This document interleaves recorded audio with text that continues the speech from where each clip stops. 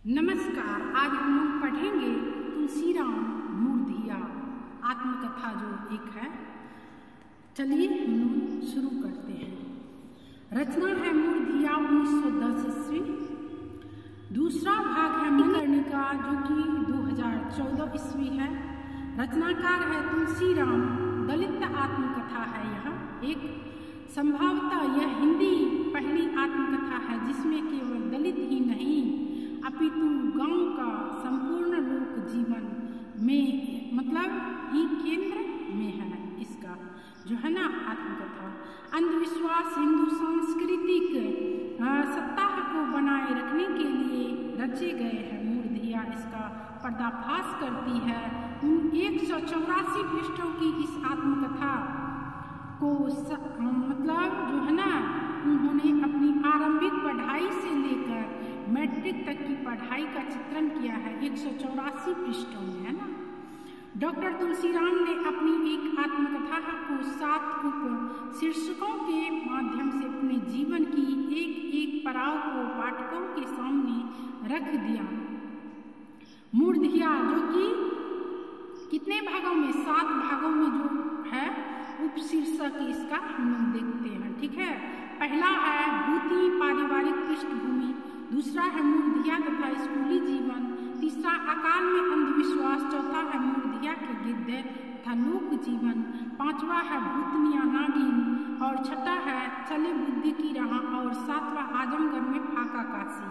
हम लोग उल्लेख देखेंगे इनका। यह है कि लेखक केंद्र में नहीं है, केंद्र में ही है दलित जीवन, उनकी अंधश्रद्धाएं, कर्मकांड, भूतों के प्रति भय, श्रवणों का जीवन, दलितों का संघर्ष, आपसी होर, दरिद्रता, रोजी रोटी की तलाश, त्योहार, पूजा पाठ, लोक गीत, गांव में बसे हुए कुछ संक्षिप्त परंतु शिक्षा की होर घोर भी कह सकते हैं ना, घोर अवहेलना, उससे संबंधित जानबूझकर फैलाई गई अफवाहें, दलित संघर्ष इत्यादि। तुलसी की आत्मकथा के दोनों भाग मूर्धिया और मणिकर्णिका मृत्यु और मुर्दों से ही जुड़ी हुई घटना है। मूर्धिया के द्वितीय अंक में एक दिन तुलसीराम अपने मुन्नर चाचा को यह कहते हुए सुनते हैं कि अब भारत में सामूहिक खेती होगी और सब कमाई सब खाई। नेहरू जी करखंड खोल ही 5 साल में योजना बन ही पहले हव बट हुई पीफर चकबट। तुलसीराम इस बात को स्पष्ट करते हुए कहते हैं कि सारी बातें तो मुझे समझ में नहीं आई, किंतु हकबत तथा चकबट और सब कमाई सब खाई मुझे अच्छी तरह से समझ में आया था, तथा यह भी कि यह वर्तमान रूस की देन है।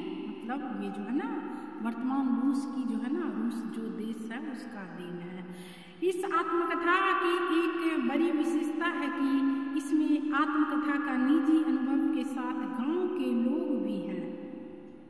इस जो आत्मकथा है ना मूर्धिया, इसमें गांव का भी लोग है, इसका एक विशेषता है ना। और इसका हम लोग मूर्धिया का पात्र देखेंगे, पात्र परिचय हम लोग जानेंगे विस्तार पूर्वक। ठीक है। धीरज लेखक की माँ साधारण ग्रामीण और गृहिणी है, और जूठन जो है लेखक के दादाजी, जिन्हें अंधविश्वास के अनुसार भूतों के पीट कर भूतों ने जो है ना पीट कर मार डाला। किसको? जूठन को, है ना। मुसरिया जो है सदायु अवस्था में जीवित लेखक की दादी है।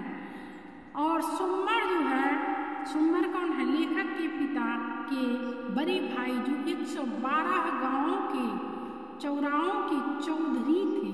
112 गांव का जो है ना वो आदमी चौधरी है। कौन? सोमर इसका नाम है। मुन्नेसर काका कौन है? लेखक के पिता के दूसरे नंबर के भाई शिवनारायण पंथी धर्मगुरु। और नगर लेखक के पिता के दूसरे नंबर के भाई शिव नारायण पंथी धर्मगुरु है ये भी। और नग्गर काका के बारे में हम लोग जान गए, ये धर्मगुरु है। और अब जानेंगे हम लोग मुन्नार काका। लेखक के पिता के सबसे छोटे भाई ये सहज और सामंजस्यवादी तथा पूरे संयुक्त परिवार के मुखिया थे। ये कौन थे? मुखिया थे पूरे परिवार के। और जो है ना मुंशी राम सूरत कौन है? लेखक के प्राथमिक विद्यालय के शिक्षक कट्टर जातिवादी थे ये, मतलब जाति का विरोध करने वाले व्यक्ति थे ये। कौन? मुंशी राम सूरत। और परशुराम सिंह प्रधानाध्यापक, जो कि उस स्कूल के जिसमें मूर्तियाँ पढ़ते थे उनके हेडमास्टर थे। संकटहा सिंह प्राथमिक विद्यालय में लेखक का घनिष्ठ मित्र, ठीक है, उनका कौन थे? मित्र थे, बहुत ही गहरा मित्र थे। करपात्री महाराज हिंदू कोड बिल के विरोधी और राम राज्य पार्टी के नेता है। और सुग्रीव सिंह जो है ना लेखक के शिक्षक, जो स्वयं गोरखपुर विश्वविद्यालय से पढ़कर आए थे, हिंदी के शिक्षक जो लेखक को पढ़ाई के लिए प्रोत्साहित करते थे। और रामधन आजमगढ़ के दलित नेता थे वो, रामधन जो है ना। तपसी राम कौन थे? लेखक को उच्च शिक्षा के लिए BHU के सलाह देते थे। BHU जो विश्वविद्यालय है उसका सलाह देते थे। कौन? तपसी राम, ठीक है। अरुण सिंह आजमगढ़ के कम्युनिस्ट नेता थे वो।